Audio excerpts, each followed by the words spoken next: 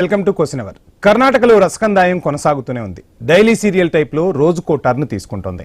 High command మాత్రం ఎలాంటి decision తీసుకోవడం లేదు. ఇష్యూ పీక్ స్టేజ్ కి చేరడంతో స్వయంగా పార్టీ అగ్రనేత సోనియా సీన్లోకి వచ్చినట్టు తెలుస్తోంది.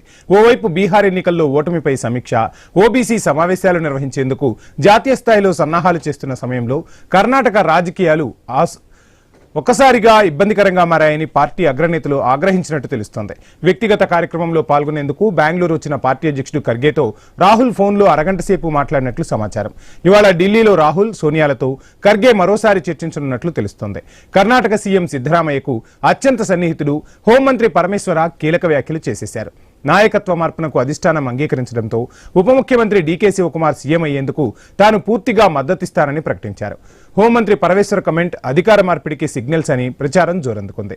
అయితే రాష్ట్రంలో నాయకత్వ మార్పుపై జరుగుతున్న ప్రచారానికి ఇంకా తెరపడలేదు. సీఎం సీటు కోసం సిద్ధు, డీకేల మధ్య కోల్డ్ వార్ కొనసాగుతూనే ఉంది. ఇలాంటి టైంలో సిద్ధు శిబిరం నుంచి ఓ ప్రకటన రావడం తీవ్ర చర్చనీయాంశంగా మారింది. ఈ సమస్యను పరిష్కరించేందుకు కాంగ్రెస్ అగ్రనేత రాహుల్ రంగంలోకి దిగారు. త్వరలోనే అధిష్టానం దీనిపై నిర్ణయం తీసుకునే అవకాశాలు కనిపిస్తున్నాయి. ఈ పరిస్థితుల్లో హైకమాండ్ ముందున్న ఆప్షన్ ఏంటి? సీఎం సిద్ధరామయ్యను ఎలా ఒప్పిస్తారు? డీకే శివకుమార్, సిద్ధరామయ్య మధ్య సయోధ్య కుదురుతుందా? డీకే ఒత్తిళ్లకు హైకమాండ్ తలగ్గుతుందా? సిద్ధరామయ్య చక్రం తిప్పుతారా? కుర్చీని కాపాడుకుంటారా? రకరకాల అంశాలు కన్నడ నాట ఆసక్తికరంగా మారుతున్న పరిస్థితి.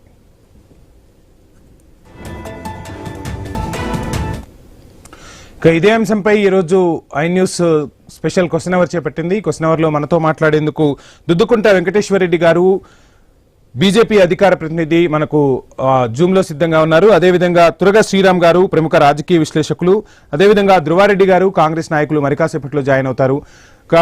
శ్రీరామ్ గారు, మొత్తంగా చూస్తున్నాం కన్నడ నాట రాజకీయం రసకందాయంలో పడిన పరిస్థితి. కాంగ్రెస్ అగ్రనేత సోనియా గాంధీ కూడా ఈ విషయంపై సమాలోచనలు జరుపుతూ ఉన్నారు. మరోవైపు కన్నడ నాట మంత్రిగా ఉన్నటువంటి పరమేశ్వర చేసిన వ్యాఖ్యలతో అధికార మార్పిడి జరుగుతున్నట్టుగా కూడా స్పష్టమైన సంకేతాలు కనిపిస్తున్నాయి. బీహార్లో ఓటమి తర్వాత పార్టీ సమీక్ష చేసుకోవాల్సిన అవసరం ఉంది. రాబోయే ఎన్నికలకు సమయత్తం కావాల్సిన పరిస్థితుల్లో కన్నడ నాట కాంగ్రెస్ రాజకీయం ఒకంత అధినాయకత్వానికి తలపోటుగా మారిందని మనం భావించాల్సి ఉంటుందంటారా? ఎలా చూస్తున్నారు కన్నడ వ్యవహారాన్ని? 100% తలకాయ నొప్పి వ్యవహారమే. ఎందుకంటే ఓ పక్క కాంగ్రెస్ పార్టీ జాతీయ స్థాయిలో ఓటముల మీద ఓటములు ఎదురవుతున్న సందర్భంలో ఈ మాత్రం కాస్త గట్టిగా ఉన్నది ఎక్కడన్నా ఉన్నారంటే సౌత్ ఇండియాలోనే, అది కూడా తెలంగాణలోను, తర్వాత కర్ణాటకలోనే ఉన్నారు. అయితే ఇక్కడ మనం గుర్తుపెట్టుకోవాల్సింది ఏంటంటే, కర్ణాటకలో ఈ ప్రభుత్వం అంటే కాంగ్రెస్ గెలిచిన కొత్తల్లో డీకే శివకుమార్ తన ఒక క్యాంపుని పెట్టాడు. వేరే చోట్ల తన వర్గ ఎమ్మెల్యేలందరినీ చాలా పెద్ద ఎత్తున క్యాంప్ పెట్టాడు. అంటే అప్పుడే క్లియర్ అయిపోయింది ఏంటంటే డీకే శివకుమార్ కి ఎక్కువ మంది ఎమ్మెల్యేల మద్దతు ఉందని అప్పటికే అందరికీ తెలుసు. అయితే ఏంటంటే డీకే శివకుమార్ ఏకమేక అయిపోతాడు డీకే శివకుమార్కి ఇస్తే అన్న ఉద్దేశంతో అప్పట్లో ఇవ్వాల. వాస్తవం పార్టీని అధికారంలోకి తీసుకురావడంలో కూడా సిద్ధరామయ్య కన్నా డీకేనే కీలక పాత్ర పోషించాడన్న వార్తలు కూడా వినిపించాయి. అదే చెప్పబోతున్నా. అసలు ఆర్థికంగా కూడా ఆ టైంలో ఆర్థికంగా కూడా సహాయం చేసింది కూడా డీకే శివకుమారే. టోటల్ గా తన భుజాల మీద వేసుకుని మొత్తం పార్టీని గెలిపించింది డీకే శివకుమార్. కానీ డీకే శివకుమార్ కి ఇస్తే కనుక ఎక్కడ వైఎస్ రాజశేఖర రెడ్డి లాగా తయారైపోతాడు అని భయంతో అప్పుడు తను ఎలా చెప్తే అలా మాట్లాడే ఈ సిద్ధుకి సిద్ధరామయ్య గారికి ఇచ్చారు. అప్పుడు అయినా కూడా అప్పుడు ఒప్పందం చేసింది ఏంటంటే, అప్పుడు ఆయనకి ఎలాగోలా ఆపడం కోసం చేసింది ఏంటంటే 2.5 ఏళ్ళు సిద్ధరామయ్య ఉంటాడు, ఆ తర్వాత నీకు ఇస్తాము, నీకు ఈ లోపు ఎక్స్పీరియన్స్ వస్తుందని చెప్పారు. సో ఆ 2.5 ఏళ్ళు మొన్న అయిపోయింది. మన 20వ తారీఖు 2.5 ఏళ్ళు అయిపోయింది. యాక్చువల్ గా నిజంగా కనుక కాంగ్రెస్ పార్టీకి కేంద్ర అధిష్టానానికి చిత్తశుద్ధి ఉంటే ఇమీడియట్ గా చేయాలి. ఇంకొక విషయం ఏంటంటే, అప్పట్లో మీకు గుర్తుంటే భారతీయ జనతా పార్టీ కేంద్ర నాయకత్వం కూడా సంప్రదించింది డీకే శివకుమార్. డీకే శివకుమార్ వేరే చోట క్యాంపు పెట్టిన సందర్భంలో ఇక్కడ మహారాష్ట్రకు చెందిన నాయకులు సంప్రదించారు అప్పుడు డీకే శివకుమార్. శ్రీరామ్ గారు, ఆ తర్వాత కూడా అమిత్ షా డీకే శివకుమార్ ఒక ప్రైవేట్ ఫంక్షన్ లో కలిస్తే కూడా డీకే శివకుమార్ భారతీయ జనతా పార్టీ వైపు చూస్తున్నాడన్న వార్తలు కూడా వినిపించిన పరిస్థితి. అప్పుడు చాలా సీరియస్ గా అతనికి ఆప్షన్ ఇచ్చారు. కానీ అప్పుడు తను కష్టపడి తీసుకొచ్చిన పార్టీ తనే మొత్తం భుజానేసుకుని కాంగ్రెస్ తీసుకొచ్చాడు. అందువల్ల ఏంటంటే కమిటెడ్ గా ఉన్నాడు, కాంగ్రెస్ పార్టీ కమిటెడ్ గా ఉన్నాడు. అతను కమిటెడ్ గా ఉన్నందుకు గానైనా ఇప్పుడు వాళ్ళు ఏదైతే గతంలో చెప్పారో ఆ విధంగా 2.5 ఏళ్ళు అయిపోయింది కాబట్టి ఇప్పుడు డీకే శివకుమార్కి ఇవ్వాలి. ఒకవేళ ఇవ్వకపోతే మాత్రం ఖచ్చితంగా ఇబ్బందికరమైన పరిస్థితులు వస్తాయి. సిద్ధరామయ్య వర్గంలో కూడా కొంతమంది ఆల్రెడీ డీకే శివకుమార్ వర్గంలోకి మారుతున్నారన్న వార్తలు వస్తున్నాయి. మామూలుగానే డీకే శివకుమార్ అనే అతను చాలా స్ట్రాంగ్, అక్కడ ఎక్కువ మంది ఎమ్మెల్యేలు అతనికి సపోర్ట్ ఉన్నారు. సిద్ధరామయ్య వర్గంలో కూడా కొంతమంది మారితే సిద్ధరామయ్య చేయడానికి ఏమి లేదు. కానీ ఏమైనా సరే సిద్ధరామయ్య కంటిన్యూ చేస్తానంటే మాత్రం ఖచ్చితంగా అక్కడ సంక్షోభం ఏర్పడడం ఖాయం. అందులో భారతీయ జనతా పార్టీ ఖచ్చితంగా అందులో అప్పుడు ఇన్వాల్వ్ అయ్యే అవకాశాలు అయితే ఉన్నాయి. రైట్. వెంకటేశ్వర రెడ్డి గారు, మొత్తంగా చూస్తూ ఉన్నాం, రకరకాల పరిణామాలు జరుగుతూ ఉన్నాయి. కన్నడ నాట కాస్త భారతీయ జనతా పార్టీకి కూడా పట్టుంది. ఇప్పుడు ఈ లుకలుకలని ఏమైనా క్యాష్ చేసుకునే దిశగా భారతీయ జనతా పార్టీ అడుగులు వేస్తుందా? అప్పట్లో డీకే శివకుమార్ అమిత్ షా కలిస్తే ఖచ్చితంగా డీకే శివకుమార్ భారతీయ జనతా పార్టీలోకి రాబోతున్నారు, సీఎం అభ్యర్థిగా కూడా ప్రకటించబోతున్నామన్న వార్తలు వినిపించాయి. సో ఎలా చూస్తున్నారు ఇప్పుడున్న కన్నడ నాట జరుగుతున్న రాజకీయ పరిణామాలను? వంశీ గారు, మీకు అదేవిధంగా చర్చలో పాల్గొంటున్న పెద్దలకు, వీక్షకులకు అందరికీ నమస్కారం. కర్ణాటకలో గాని దేశంలో గాని కాంగ్రెస్ పార్టీ తీవ్ర గందరగోళమైన పరిస్థితిని ఎదుర్కొంటాం ఈరోజు. కాబట్టి కర్ణాటకలో జరుగుతున్నటువంటి వ్యవహారానికి కానీ భారతీయ జనతా పార్టీకి ఏ సంబంధము లేదు. అది ఆ పార్టీ యొక్క అంతర్గత వ్యవహారం. అయితే ప్రజాస్వామ్యంలో ఒక బాధ్యత కలిగిన రాజకీయ పార్టీగా ప్రతిపక్షంగా కర్ణాటకలో మేము ఉన్నాం. ఆ విషయాల్లో ఖచ్చితంగా మాట్లాడతాం. ఎందుకంటే 2023లో వారి ఎన్నికల మేనిఫెస్టోలో ఒక్కటి కూడా వారు ఇవ్వలేదు. మొత్తం 6 హామీలు ఇచ్చారు. ఏం హామీలు ఇచ్చారు వారు? మహిళలకు ప్రతి నెల 2,000 రూపాయలు ఇస్తామన్నారు. తర్వాత నిరుద్యోగులకు 3,000 ఇస్తామన్నారు. తర్వాత ఎవరైతే డిప్లొమా చదివినారో వాళ్ళకు 1,500 ఇస్తామన్నారు. తర్వాత ఉచిత కరెంట్ అన్నారు. ఈ 4-5 అంశాల్లోనే పూర్తిగా ఫెయిల్ అయ్యారు. సరిగ్గా రాహుల్ గాంధీ గారు మా రాయలసీమ పక్కన ఉండే బళ్ళారిలో జీన్స్ ప్యాంట్ కేంద్రం దగ్గరికి వచ్చి మీకు అందరికీ మేము కరెంట్ ఇచ్చే ఏర్పాటు చేస్తాం, మీకు పునరుత్పాదన పెంచే విధంగా చేస్తామని చెప్పారు. అది పూర్తిగా విఫలమైంది. దాన్ని బీబీసీలో కూడా చూపించారు మనల్ని ఒకసారి ఈ మధ్య కాలంలో.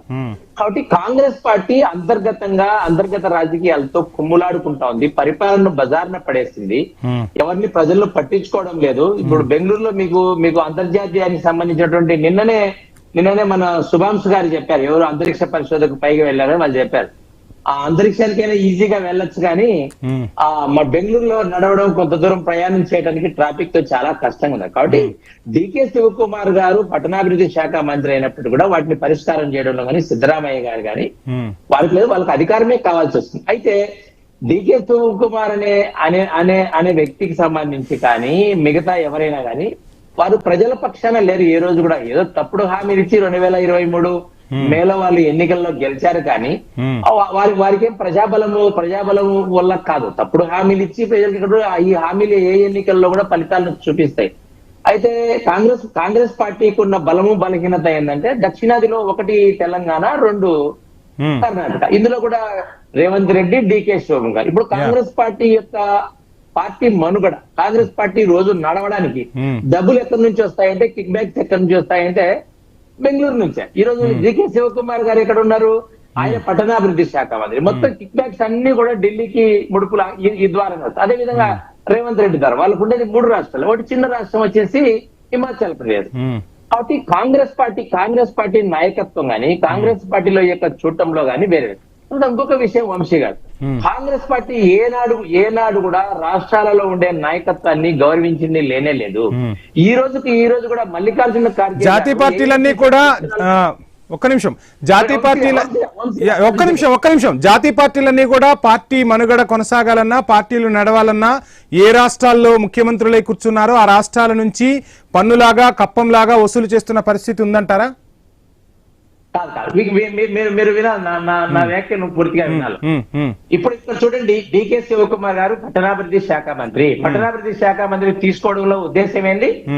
ఆ ప్రాంతంలో అభివృద్ధి చేయడానికి, అభివృద్ధి జరుగుతున్నటువంటి పనుల మీద ఏదైతే ఢిల్లీకి రాను సౌత్ ఇండియాలో గానీ, తర్వాత నార్త్ ఇండియాలో గానీ ఏ ప్రాంతంలో ఎన్నికలు జరుగుతున్నాయో ఇక్కడ నుంచి కిక్ బ్యాక్స్ వెళ్ళటానికే, వేరే కానే కాదు. డీకే శివకుమార్ ని ఏ విలేకరి గాని, ఏ రాజకీయ కార్యకర్తను గాని భారతదేశంలో ఎవరు ప్రశ్నించినారంటే డీకే శివకుమార్ ట్రబుల్ షూటరు, అన్ని ప్రాంతాల్లోనూ ఏ సమస్యనైనా పరిష్కరిస్తారు, ఎక్కడ ఎన్నికలు జరిగినా ఆయన వెళ్తే డబ్బులు సమకూరుస్తాడనే వాదన వినిపిస్తుంది. ఇది కాదని లేనిది కానే కాదు. కాబట్టి ఇప్పుడు ఈ రోజు మల్లికార్జున ఖర్గే గారు కూడా విలేకరులు కర్ణాటకలో సమస్యలు మీరేం పరిష్కరిస్తారని మాట్లాడిన సందర్భంలో వారు ఏమన్నారు, హైకమాండ్ పరిష్కరిస్తున్నారు. పార్టీలో ప్రజాస్వామ్యం వెంకటేశ్వర రెడ్డి గారు డిస్కస్ చేద్దాం. కాంగ్రెస్ వాయిస్ తీసుకుందాం, మళ్ళీ మీకు టైం ఇస్తాను. మళ్ళీ మీకు టైం ఇస్తాను. ధ్రువారెడ్డి గారు, మొత్తంగా చూస్తున్నాం కన్నడ నాట కాంగ్రెస్ రాజకీయం రసకందాయంలో పడింది. కొద్దిసేపటి క్రితం పరమేశ్వర్ కీలక వ్యాఖ్యలు చేశారు. డీకే శివకుమార్ ముఖ్యమంత్రి అయినా పర్లేదు, మరో అంశాన్ని కూడా తెర మీదకు తీసుకొచ్చారు. మల్లికార్జున ఖర్గేకు ముఖ్యమంత్రి అయ్యే అర్హత ఉంది, ఖచ్చితంగా పగ్గాలు చేపట్టినా మాకు అభ్యంతరం లేదు అంటూ చెప్తున్న పరిస్థితి. సో ఎలా చూడాలంటారు? సిద్ధు వర్గం నుంచి ఇవన్నీ కౌంటర్ అటాకులుగానే భావించాల్సి ఉంటుందా ఏంటి? ఏం జరుగుతుంది? అధిష్టానం ఏ నిర్ణయం తీసుకోబోతోంది? వంశీ గారు, అక్కడ జరిగేది ఏమీ లేదు. అధిష్టానం తన నిర్ణయం తను తీసుకుంటుంది. 29వ తేదీన మల్లికార్జున ఖర్గే గారు ఇటు డీకే గారిని అటు సిద్ధారామయ్య గారిని ఇద్దరిని ఢిల్లీకి రామని చెప్పారు. అధిష్టానం ఏదన్నా ఉంటే వాళ్ళిద్దరిలో ఎవరు అనేది అధిష్టానం తేలుచుతుంది. ఎవరున్నా కూడా కర్ణాటక ప్రజలకు కాంగ్రెస్ పార్టీ ఎప్పుడు పేద పక్షాన ఉండే పార్టీ కాంగ్రెస్ పార్టీ కాబట్టి వాళ్ళిద్దరు కూడా మంచి లీడర్లే. ఎవరైనా ఒకటే అని అక్కడ ఉన్న లీడర్లు కూడా అంతా కానీ ధ్రువారెడ్డి గారు మనం సోషల్ మీడియాలో చూస్తున్నాం కన్నడ నాట రోడ్లు ఎంత దారుణంగా ఉన్నాయో మనం చూసిన పరిస్థితి.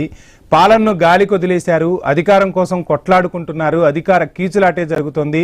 2 సంవత్సరాలన్నర కాలం అయిపోయింది, ఇంకో 2 సంవత్సరాలన్నర కాలమే ఉంది. దక్షిణాదిలో కాంగ్రెస్ కు పట్టున్న రాష్ట్రం అయినప్పటికీ ఆ ప్రజలిచ్చిన అధికారాన్ని దుర్వినియోగం చేశారు, ట్రాఫిక్ ని కంట్రోల్ చేయలేకపోయారు, కనీస మౌలిక వస్తువులు కల్పించడంలో పూర్తిగా సిద్ధరామయ్య సర్కార్ విఫలమైంది అనేది కన్నడ ప్రజలు చెబుతున్న మాట. సో ఆ దిశగా అయినా ఇప్పుడైనా ప్రక్షాళన చేసే దిశగా కాంగ్రెస్ అధినాయకత్వం ఆలోచిస్తుందా?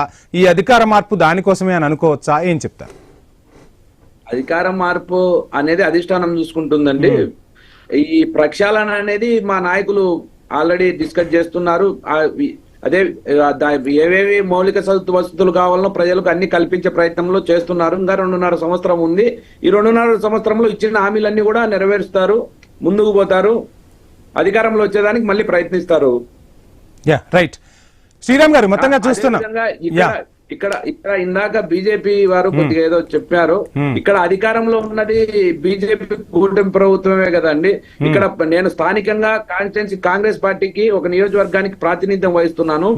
ఇక్కడ ఉన్నటువంటి పులివెందుల ప్రాంతంలో రోడ్లు వేయలే ఇంతవరకు. వాళ్ళు వచ్చి 1.5 సంవత్సరం అవుతుంది. ముందు అవి చెప్పమనండి, ఎక్కడో ఉండేటి అన్ని చెప్పే, మన రాష్ట్రంలో ఏం జరుగుతుందో అది చెప్పమని ఆయన పెద్దలు. మరి ఆయన ఎందుకు మరి అక్కడ ఉండే దాంట్లో డిస్కస్ చేద్దాం.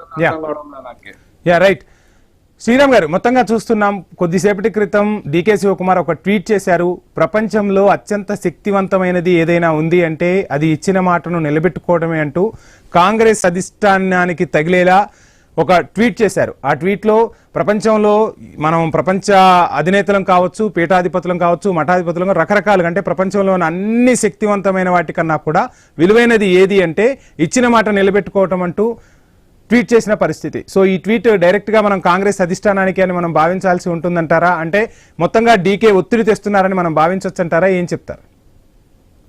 అంటే ఇప్పుడు వాళ్ళు మాట నిలబెట్టుకోవడానికి సిద్ధంగా లేరనే కదా అర్థం.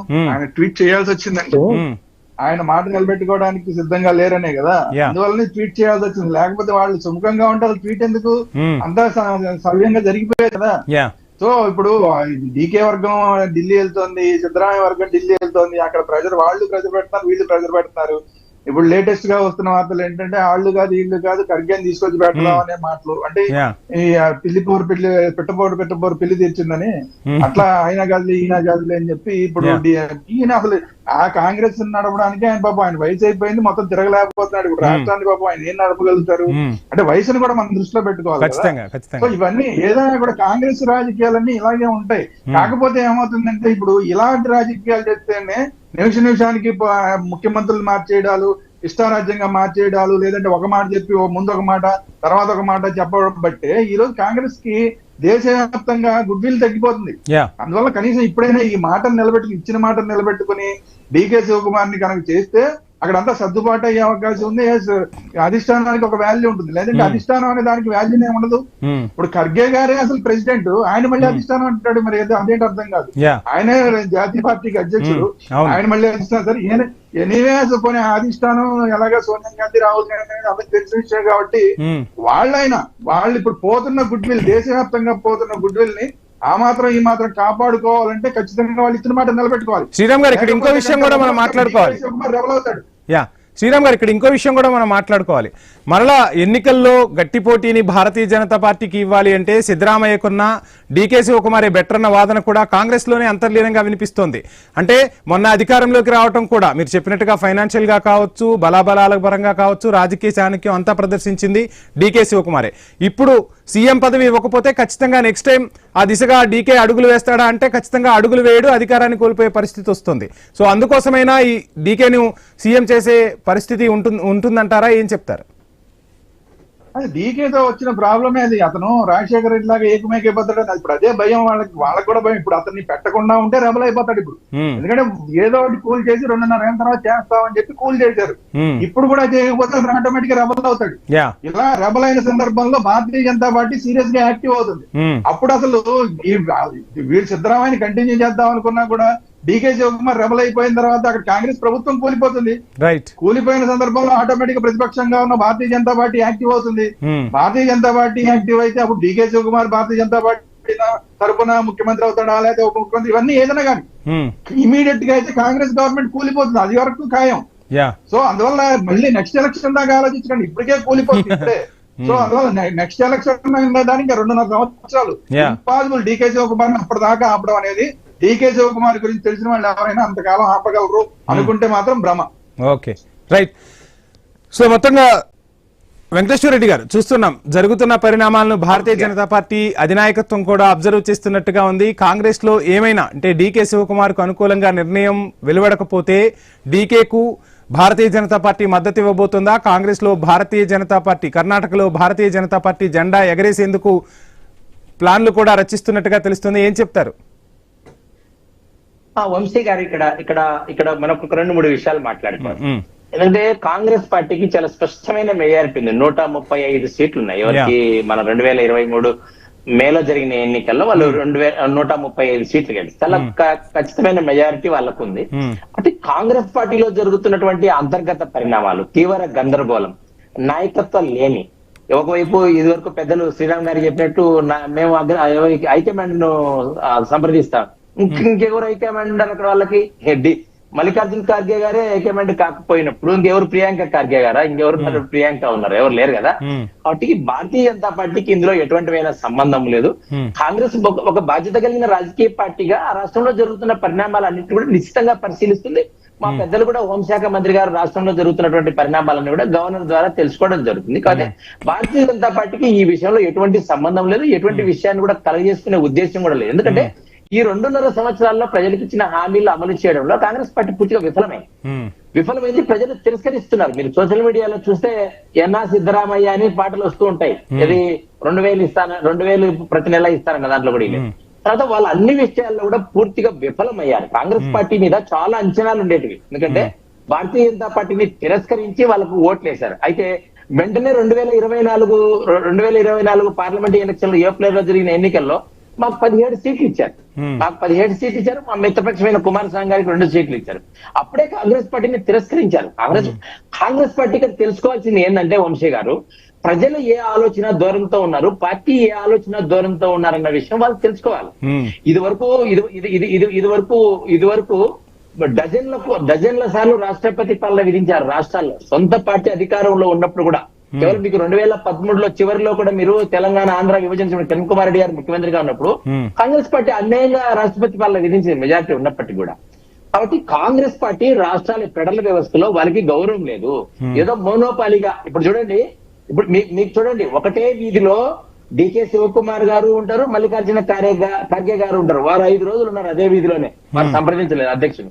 అదే రాహుల్ గాంధీ గారికి కలవడం కోసం ప్రియాంక గాంధీ గారిని, సోనియా గాంధీ గారిని, వేణుగోపాల్ గారిని జనరల్ సెక్రటరీ కలవడానికి డీకే శివకుమార్ ఎమ్మెల్యేలందరూ పాలోమని ఢిల్లీ వెళ్ళారు. మొత్తం ఢిల్లీ యాత్ర చేయడానికే సరిపోతా ఉంది వాళ్ళందరికీ కూడా.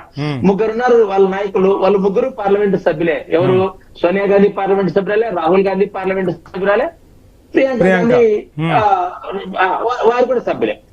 వాళ్ళ జన్మదినాలు, వాళ్ళ బర్త్డేలు, తర్వాత ప్రతిరోజు ఇవి చేయడానికే వాళ్ళకి సరిపోతుంది. ప్రజల పాలన గానీ ప్రజలకు మేము ఏం హామీలు ఇచ్చాము, ఒక్క రోజు కూడా వాళ్ళు మేనిఫెస్టోని తిరిగి చూసుకున్న పాపాన్నే పోలేదు వంశీ గారు. మేము ఏం హామీలు ఇచ్చాం, వెంకటేశ్వర రెడ్డి గారు మళ్ళీ టైం ఇస్తాను మీకు. ఇక్కడ ఒక విషయం గుర్తుపెట్టుకోవాలి. ఇప్పుడు కాంగ్రెస్ కి ఫుల్ మెజారిటీ ఉన్నాయి. ఇప్పుడు డీకే శివకుమార్ రెవల్ అయ్యాడు అనుకోండి, డీకే శివకుమార్ కి గవర్నమెంట్ ఏర్పాటు చేస్తాడు, బయట నుంచి భారతీయ జనతా పార్టీ మద్దతు ఇస్తుంది. ఇష్యూ కాదు, భారతీయ జనతా పార్టీ అన్ని ఆప్షన్స్ ఖచ్చితంగా. రైట్ రైట్ ధ్రువరెడ్డి గారు, మొత్తంగా చూస్తున్నాం ఖచ్చితంగా ఈసారి డీకే శివకుమార్ కు పార్టీ పగ్గాలు, అదేవిధంగా సీఎం కుర్చీ ఇవ్వకపోతే జరిగే పరిణామాలు తీవ్రంగా ఉంటాయనేది ఇటు విశ్లేషకుల నుంచి వినిపిస్తున్న మాట. డీకే శివకుమార్ మనం ఒకసారి తన పరిస్థితి, అదేవిధంగా తన క్యారెక్టర్ ని పరిశీలిస్తే కూడా క్లియర్ కట్ గా మనకు పిక్చర్ అయితే అర్థమవుతుంది. ఇచ్చిన మాటను నిలబెట్టుకోవాలంటూ ఒక రకంగా ట్వీట్ కాదు, అది ఒక అల్టిమేటం జారీ చేసిన పరిస్థితి. మరోవైపు అటు సిద్ధరామయ్య వర్గం నుంచి పరమేశ్వరన్ కీలక వ్యాఖ్యలు చేశారు. ఖర్గేకు సీఎం సీట్ ఇచ్చినా మాకు అభ్యంతరం లేదంటూ చేస్తున్న పరిస్థితి. అంటే ఖర్గేను తెర మీదకు తీసుకురావడం ద్వారా వెనక సిద్ధరామయ్య మరలా చక్రం తిప్పుతున్నట్టు మనం భావించాల్సి ఉంటుందా? డీకే సీఎం కావటం ఇటు అధిష్టానానికి అటు సిద్ధరామయ్యకు ఇద్దరికి ఇష్టం లేదా ఏంటి, ఏం జరుగుతుంది అనుకోవాలి? ఇప్పుడు ఈ సీఎం విషయం పైన అధిష్టానం, కాంగ్రెస్ పార్టీ అధిష్టానం చూసుకుంటుంది. ఎటువంటి పరిస్థితుల్లో ఇద్దరికి కూడా న్యాయం చేస్తారు అధిష్టానం వర్గీయులు. అదే విధంగా డీకే శివకుమార్ గారు ఎప్పుడో చెప్పడం జరిగింది, మరలా ఒకసారి ధ్రువారెడ్డి గారు ఇక్కడ సిద్ధరామయ్యకు డీకే శివకుమార్ కు న్యాయం చేయటం అది అటుంచితే, ప్రభుత్వాన్ని ఎన్నుకున్నారు, ప్రజలకు న్యాయం చేయాల్సిన అవసరం ఉంది. కానీ ప్రజలకు ఈ 2.5 సంవత్సరాల్లో ఇచ్చిన హామీలన్నీ కూడా అమలు చేయలేక ప్రజలకు న్యాయం చేయలేని పరిస్థితి కాంగ్రెస్ ప్రభుత్వం కల్పించుకుంది, ఆ పరిస్థితులను సృష్టించింది. సో ఇప్పుడన్నా అంటే ఉన్న 2 సంవత్సరాలనైనా సద్వినియోగం చేసుకుని ప్రజలకు ఒక మంచి పాలన అందిస్తుందా, లేదంటే వాళ్ళిద్దరికీ న్యాయం చేసుకుంటూ కూర్చుంటుందా? రాష్ట్ర ప్రభుత్వం, కర్ణాటక రాష్ట్ర ప్రభుత్వం ప్రజలకు న్యాయం చేస్తుంది. అధిష్టాన వర్గం ఈ నాయకులకు లోయెత్తు రాజకీయాలు లేకుండా ఇద్దరికి సర్ది చెప్పి ప్రజలకు మేలు చేసే విధంగా అధిష్టానం చర్యలు తీసుకోబోతోంది. డీకే శివకుమార్ గారు పార్టీ మారుతాడు, రెబల్ అవుతాడు అనే దానికి ఒక ఉదాహరణ చెప్తున్నా నేను. డీకే శివకుమార్ ఏనాడో చెప్పడం జరిగింది, నా రాజకీయం స్టార్ట్ అయింది కాంగ్రెస్, నేను చచ్చిపోయేది కాంగ్రెస్ లో అని చెప్పడం జరిగింది. ఆయన ఊపిరిన్నంత వరకు కాంగ్రెస్ లో ఉంటాడని చెప్పడం జరిగింది. ఆయన మాట తప్ప వ్యక్తి కాదని మేమంతా అనుకుంటున్నాము. డీకే శివకుమార్ గారు, సిద్ధారామయ్య గారు కూడా ఇద్దరు కూడా మంచి నాయకులే. కర్ణాటక రాష్ట్రంలో ఉన్నటువంటి ప్రతి ఒక్క సమస్యను పరిష్కరించేదానికి ఇద్దరు కూడా కష్టపడి పనిచేస్తున్న తీరును మనం అంతా గమనించాల్సిన విషయం ఈ రోజు ఎంతైనా ఆవశ్యకత ఉంది. హామీలు అమలు చేయలేని అంటున్నారు, మహిళలకు అమలు చేశారు, అవన్నీ చేసినవన్నీ కూడా మనం గ్రహించాలి. చేసి చెప్తున్నాం కానీ చేసినట్టు చెప్పడం లేదు అని మా వాదన. రైట్ శ్రీరామ్ గారు, ఫైనల్ గా ఏం చెప్తారు? కన్నడ ఏం జరగబోతుంది అనుకోవచ్చు? ఓవైపు రాహుల్ కూడా విదేశీ పర్యటన ముగించుకొని వచ్చేశారు, మరోవైపు సోనియా గాంధీ స్వయంగా ఈ అంశాన్ని పరిశీలిస్తున్నారని చెప్తూ ఉన్నారు. ఇందాక మనం మాట్లాడుకున్నట్టుగా మల్లికార్జున ఖర్గే పార్టీ అధ్యక్షుడు అయినప్పటికీ ఆయన రిపోర్ట్లను ఇటు సోనియాకు అటు రాహుల్ కు అందిస్తున్నారన్న వార్తలు కూడా వినిపిస్తున్నాయి. సో ఈ రోజు ఈవినింగ్ కల్లా ఈ కన్నడ నాట రాజకీయం మొత్తంగా కాంగ్రెస్ లో అంతర్లీనంగా చర్చలు జరిగి ఒక అంశం బయటకు వచ్చే అవకాశం ఉందంటారా, లేదు ఇంకా టైం తీసుకునే అవకాశాలు ఉన్నాయంటారా? ఏం జరగబోతుంది అనుకోవచ్చు? శ్రీరామ్ గారు మిమ్మల్ని. ఇంకా అవకాశం లేదండి, ఎందుకంటే గతంలోనే 2.5 సంవత్సరాలు అని చెప్పి అప్పుడే ఆపేశారు. మామూలుగా నేను అంత మంచివాడిని అనుకుంటే డీకే శివకుమార్ అప్పుడు సపరేట్ క్యాంపు నడపడు. సో అప్పుడే తను ఎమ్మెల్యేలతో క్యాంపు నడిపి అప్పుడే ఒత్తిడి పెంచాడు. అందువల్ల ఏంటంటే ఇప్పుడు కూడా మాట తప్పితే ఇంకా హోప్స్ వదిలేసుకున్నట్టే డీకే శివకుమార్ మీద. కాకపోతే ఏంటంటే ఇప్పుడు అధిష్టానానికి కూడా వేరే ఆప్షన్ లేదు. ఇప్పుడు ఆ డీకే శివకుమార్ ని కాదు నీవు ఖర్గే గారిని తీసుకొచ్చి పెడతానన్నా కూడా అతను ఒప్పుకునే అవకాశం లేదు. ఎందుకంటే రెడీ వెనకాల భారతీయ జనతా పార్టీ రెడీగా ఉంటుంది. నువ్వు ముఖ్యమంత్రిగా ఉండయా, నువ్వు మైనారిటీ గవర్నమెంట్ అయినా సరే మేము బయట నుంచి మద్దతు ఇస్తాం, ఏం పర్లేదని చెప్పి, లేదా నువ్వు మా దాంట్లోకి వచ్చే మొత్తం కలిపేసి అక్కడ కాంగ్రెస్ మొత్తాన్ని తీసుకుని వచ్చే నిన్ను ముఖ్యమంత్రి చేస్తా ఉంటారు. ఏదైనా ఆప్షన్ అతని వైపే ఎక్కువ ఆప్షన్స్ అతను ఉన్నాయి. కాబట్టి ఏంటంటే ఇప్పుడు సోనియా గాంధీకి రాహుల్ గాంధీకి ఆప్షన్స్ తక్కువ, డీకే శివకుమార్ కి ఆప్షన్స్ ఎక్కువ. సో రాజకీయాల్లో ఏం జరుగుతుంది అది అందరికీ తెలిసిన ఓపెన్ సీక్రెటే. అందుకని వీళ్ళు భారతీయ జనతా పార్టీ వచ్చేదాకా మొత్తం ఈ డ్రామాలోకి ఎంటర్ అయ్యేదాకా వెయిట్ చేస్తారా, ముందే శుభం కాడేస్తారా అనేది నిర్ణయించుకోవడం మాత్రమే అధిష్టానం చేతిలో ఉన్న మాట, అంతే. రైట్ ఏం చెప్తారు వెంకటేశ్వర రెడ్డి గారు? ఏమన్నా ఛాన్స్ ఉంటే భారతీయ జనతా పార్టీ ఖచ్చితంగా డీకే శివకుమార్ కు వెనక నుంచి మద్దతు ఇచ్చే దిశగా అడుగులు వేస్తుందా? సాయంత్రానికి ఏమైనా అలాంటి న్యూస్ మనం ఢిల్లీ నుంచి వినబోతున్నామా? ఏం జరగబోతుంది? పార్టీ అధినాయకత్వం సంప్రదింపులు జరుపుతోందా? అటు వంశీ గారు, భారతీయ జనతా పార్టీ ఈ విషయంలో కలగజేసుకునే ప్రస్తావనే లేదు, సంబంధం కూడా లేదు. ఖచ్చితంగా అధికారం వస్తుంది అనుకుంటే వద్దనుకునే పరిస్థితిలో భారతీయ జనతా పార్టీ ఉంటుందా వెంకటేశ్వర రెడ్డి గారు? ఇక్కడ చూడండి, భారతీయ జనతా పార్టీ గాని రాజకీయ కార్యకర్తలు గాని మేమందరం కూడా ఏం సన్యాసులం కాదు, మేము కూడా రాజకీయాలు చేస్తాం ఖచ్చితంగా. అయితే ఈ సందర్భంలో భారతీయ జనతా పార్టీకి ఏ సంబంధం లేదు. కాంగ్రెస్ పార్టీ అంతర్గతంగా కుమ్ములాట స్టార్ట్ అయింది. ఈ రోజు మీరు అన్నారు ట్విట్ ను ఉదాహరించారు కదా, మీరు చెప్పారు ఆయన ట్విట్ చేసేది ఏమన్నారంటే, ప్రపంచంలో మాటని నిలబెట్టుకోవాలా, మాట నిలబెట్టుకున్నప్పుడే కరెక్ట్ అవుతుంది, కాబట్టి ఇంత పెద్ద గొప్ప విషయం ఏదీ లేదని డైరెక్ట్ గా కాంగ్రెస్ అధిష్టానం అని ఎవరైతే చెప్పుకున్నారో, రాహుల్ గాంధీ, ఎవరైతే సోనియా గాంధీ ఉన్నారో వారి మీదనే వారికే చెప్పారు. ఒక రకంగా తిరుగుబాటే. కాంగ్రెస్ పార్టీ ఏ రోజు కూడా స్థానిక నాయకత్వాన్ని కానీ రాష్ట్రాలలో ఉన్నటువంటి బలమైన నాయకత్వాన్ని కానీ ఏ రోజు కూడా వాళ్ళు ప్రోత్సహించింది వారు ప్రోత్సహించింది లేనే లేదు. కాబట్టి ఈ రోజు జరుగుతున్న పరిణామాలన్నిటికీ కూడా కాంగ్రెస్ అధినాయకత్వం వహించాలా. ఈ రోజు రాజకీయాలంటే కూడా రాష్ట్రాల్లో కాంగ్రెస్ పార్టీ చేసే రాజకీయాలు కానీ, కాంగ్రెస్ పార్టీ ప్రవర్తన తీరు కానీ, ఈ రోజు ఒక దళితుడైన జాతీయ పార్టీ అధ్యక్షుడిని చేసుకొని ఊరికే రిపోర్ట్లు ఇవ్వడానికి అక్కడికి ఇక్కడికి పోస్ట్ మ్యాన్ లాగా చేపిస్తున్నారు వాళ్ళు. ఇది కాంగ్రెస్ పార్టీ సమాధానం చెప్పాలి, ఎంతవరకు కరెక్ట్ అనేది కూడా. కాంగ్రెస్ థ్యాంక్ యూ శ్రీరామ్ గారు, థ్యాంక్ యూ వెంకటేశ్వర రెడ్డి గారు, థ్యాంక్ యూ ధృవారెడ్డి గారు. మొత్తంగా చర్చలో పాల్గొన్న గెస్టులందరికీ కూడా ఐన్యూస్ తరపున ప్రత్యేక ధన్యవాదాలు. సో మొత్తంగా కన్నడ నాట కుర్చీ కుస్తీ అయితే ప్రస్తుతానికి కొనసాగుతోంది. డీకే శివకుమార్ మాత్రం ఈసారి ఎట్టి పరిస్థితుల్లోనూ కుర్చీని వదిలే ప్రసక్తే లేదని అధిష్టానానికి తేల్చి చెప్పేశారు. మరి ఆ దిశగా అధిష్టానం నిర్ణయం తీసుకుంటుందా, లేదంటే డీకే భారతీయ జనతా పార్టీ వైపు చూస్తారా? కాంగ్రెస్ లో అంటే కర్ణాటకలో కాంగ్రెస్ గవర్నమెంట్ ని నిలబెట్టుకుంటుందా, లేదంటే భారతీయ జనతా పార్టీ అక్కడ డీకే శివకుమార్ ద్వారా అడుగులు వేయబోతుందా అనేది మాత్రం 2-3 రోజుల్లో తేలే అవకాశాలు అయితే స్పష్టంగా కనిపిస్తున్నాయి. ఇది వాళ్ళ క్వశ్చన్ అవర్. Stay tune.